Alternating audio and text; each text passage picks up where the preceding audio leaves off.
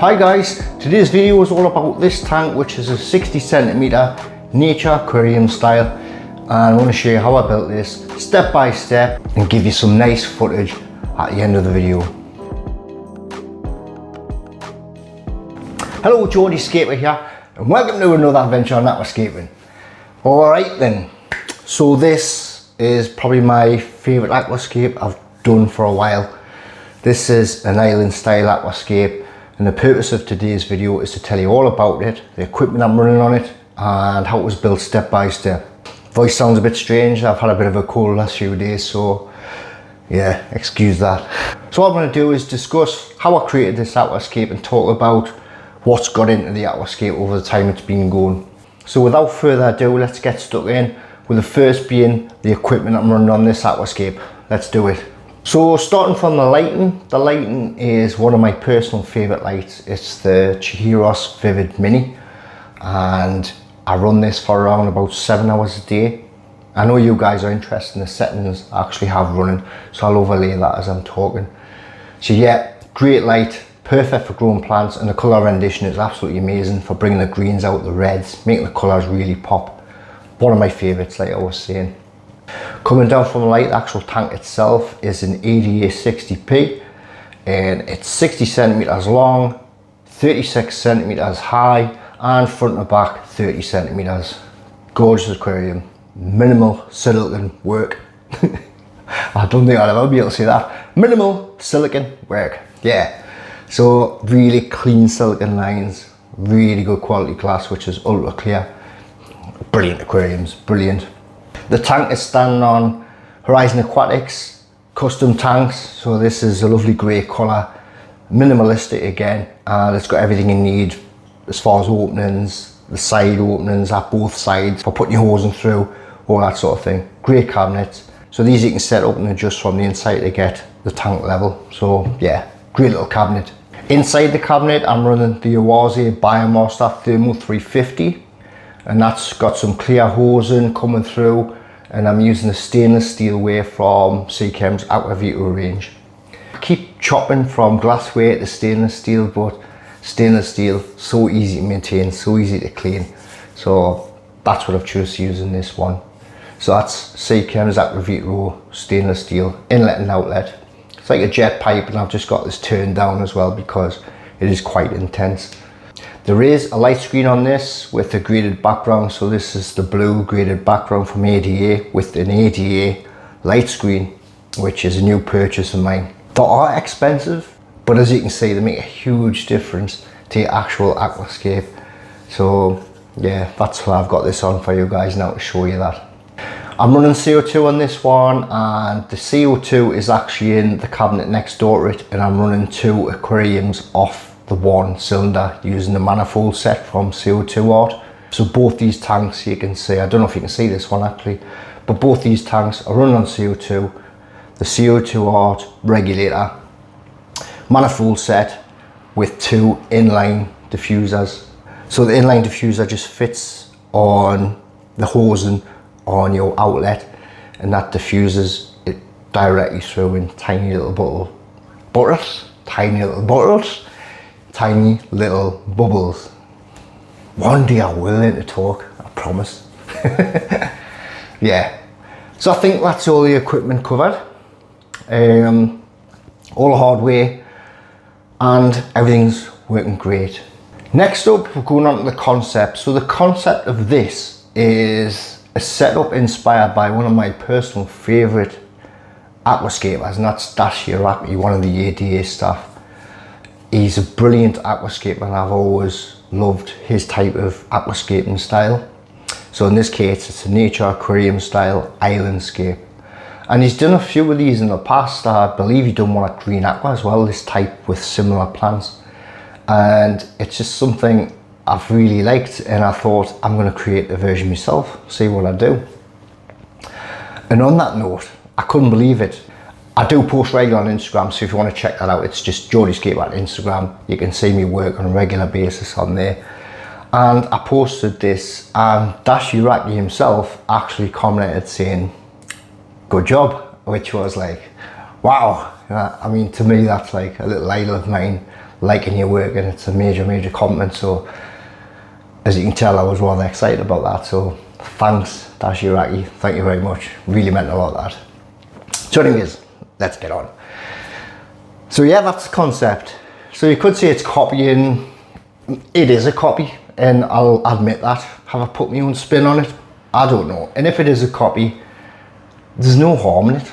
It's the highest form of flattery, as I say. If people copy my aquascapes, I'm really flattered. You could say, oh, you could use your own imagination. Yeah, I could, but it was just something I wanted to try. And yeah, that was the aim behind this particular aquascape. So the composition itself is the island style aquascape with clean lines, nice clean sand at the front, sides, and it's just planted in soil at the back. And this wood is Honshu wood, and I've got like certain ways I create my aquascapes. In this one, it's like a cross method, I call it. So looking from above, you create like a cross, and that way you get a good sense of depth, because you've got wood coming at the front, wood at the back, etc. You may have heard of zigzag method. I call this the cross method. I don't know if it's a thing, but it's just something I find really useful. If that's something you'd be interested in, on some methods I use to create my aquascapes, would you like to see a video on that? Because I think that may be an interesting video. So how I use the cross method, different other methods, how I line things to create a natural looking aquascape. If that's something interesting, just leave a comment below and we'll see what happens with that, and that could be a future video. So yeah, that's what I used in this one. So a bit of a cross method, using the Honshu wood, 3 pieces if I remember rightly. Creating the island, a bit of a wall with black lava stone, and behind that wall we have Aquasorum from Seachem. That's the soil I always use. Great soil, grows plants really well. The sand is Eleocharis sand, and that's pretty much it. There's a little fly getting right on my nerves. That's the thing, when you have houseplants, you have little flies all over. They get ooh. Yeah, so Honshu wood, black lava stone, Eleocharis sand, and the Aquasorum soil in the back. So that's all I've used on here. So to create the composition, it took us a while with this actually, because I had it planned initially when I got it at Horizon Aquatics. I work in the aquascaping dojo. An aquascaping dojo is just basically a sand pit with the measurements, so you can mock up your aquascape before you actually take it away if you're not sure what a dojo is. So I'd gotten a rough idea, I created something. But as you do when you get home, you're trying it, certain things work, some don't. So it took quite a bit messing on with the materials to get it the actual way I wanted. I got there eventually, and obviously had to make sure the stones were in place as well to look good, but to hold that soil back, because you don't want the soil spilling into the sand, which is a nightmare. So composition complete. It was then time for the planting. Hello guys, just a quick interruption on the video and then we'll get straight back into it. If you're enjoying this channel and you want to see more, please hit that subscribe button to help me grow and get more recognized on YouTube, get my videos discovered. I do need more subscribers. I'm not one for begging, and I hate doing it and going on and on about subscribers. But if you're watching this video now and enjoying it and want to see more content, have a watch of my few videos. And if you're enjoying it, give the videos a like and take a second just to hit that subscribe button. It really will help me out. Other than that, let's get back to the video. Cheers guys. So first up with the plants, I actually placed some of the Java moss on the actual wood before I put it in its final place. I think I tied it. Yeah, again, memory. I've tied it and glued some pieces. I did have to add some more later on. There wasn't quite enough in there, and I wanted to add some more to the stones. So that's all the moss you see there. That's just simply Java moss. The main feature plant you see is the Hygrophila pinnatifida, which has got a lovely pinkish reddish hue in it, and that's the dominant plant in this aquascape. So that's planted as an epiphyte, so epiphytes attached to wood and stone, and that's just glued in place, actually wedged in some gaps and holes, and that's growing really nicely, to be honest. And it's easy to propagate as well. You just snip a piece off and place that so you can expand on that. So that's a good way of using pinnatifida. If you haven't bought as much as you wanted, don't worry about it, because it grows so quick and you can just spread it out. That's what I actually done with this one. I didn't buy any, and you'll see from the initial setup there wasn't much in there. but it grew so quick and I was able to spread that around the actual hardscape really quickly. The other plant in there is Anubias petite. I always use Anubias petite because I absolutely love that plant. So I've just wedged that in gaps, glued in place where I thought it looked nice, but it was also shaded a bit as well. It didn't want too much light because you will get that green spot algae on the leaves. You can see here there's a trident fern. That wasn't initially there. That was something I decided to add later on. I thought was missing a little something, so I did add a couple of pieces of trident fern. Not loads, and I've just trimmed it so it stays nice and small. So yeah, that's the foreground. Background plants is a gorgeous plant. I'm a little disappointed because this is 4 months on and the leaves haven't reached the surface. And the plant I'm talking about is Cryptocoryne spiralis red, which is a gorgeous plant. Reddish pinky leaf with the lime green stripe going through it. Gorgeous plant. It's just a shame it never reached the surface. I could have waited, but I haven't got that luxury waiting too long. I need to get the videos out and get another scape done, which is a shame, but yeah. But it still looks lovely and you'll see some footage of that plant closer up. Mixed in amongst the tiger spiralis, we have Eleocharis vivipara, which is a really thin reed grass-like plant. And to be honest, it's a bit of a pain because it grows quick and it's quite difficult to thin out. So in hindsight, I'd probably not use it again, just because that's me. I thought it was a bit too faffy.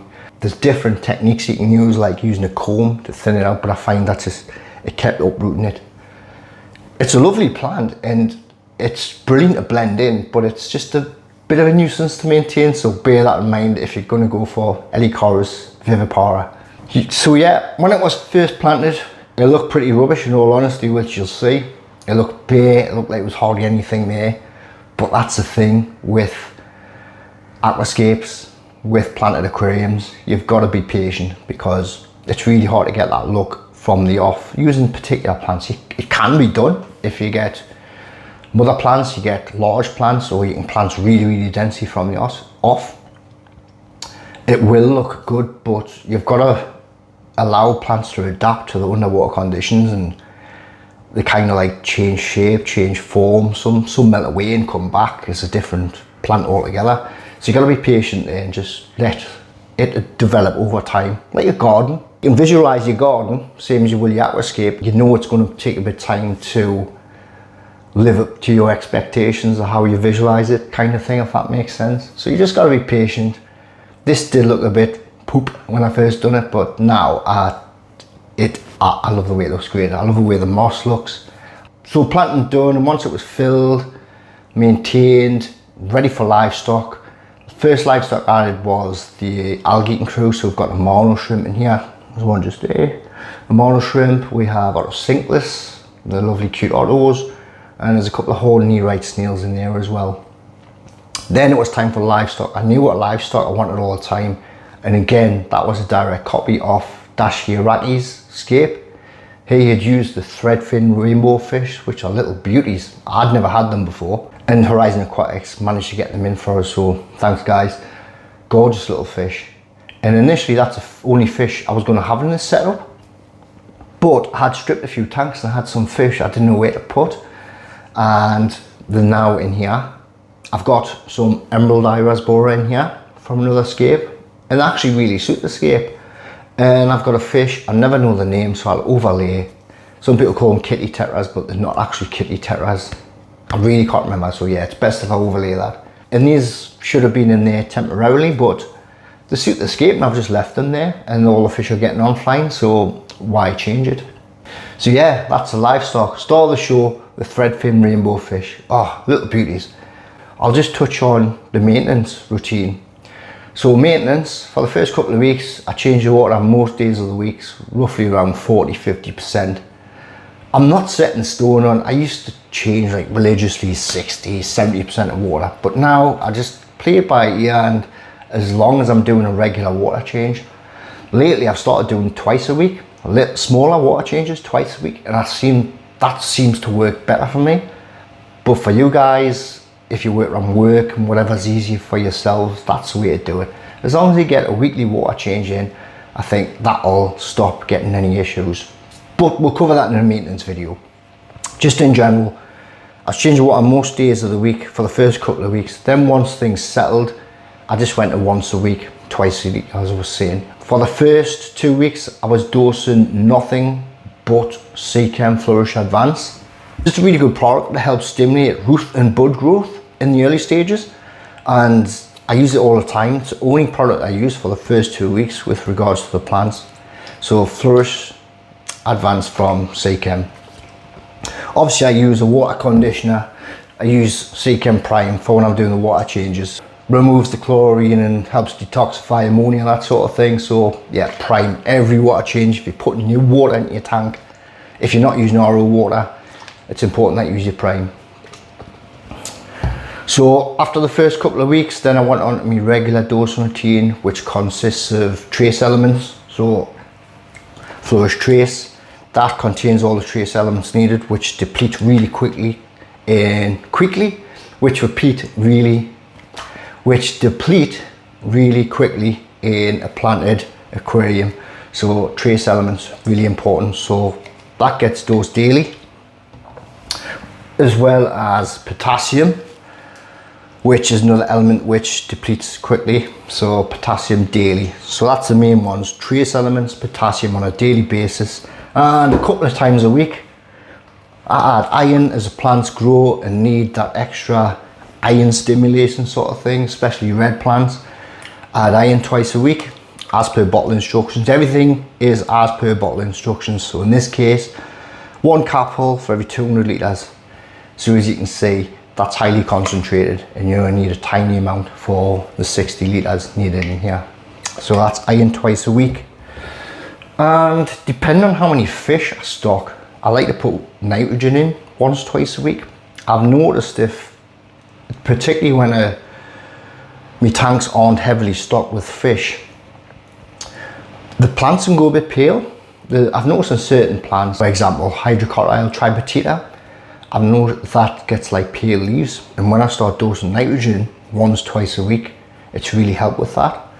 But that's just something I've observed, and you find that with your own tanks. You probably observe different things. You'll think, this isn't right, what can I do? And you're probably finding it's the way you're supplementing. If you choose to use an all-in-one, that's entirely up to yourself. This is just my preferred method of dosing. I do have a dosing method video, and I'll link that on at the end of the video, so you can click on there and have a watch if you want, and I'll go into more depth of my dosing routine with Seachem products. But yeah, that's like a rough outline of how I've been dosing this tank.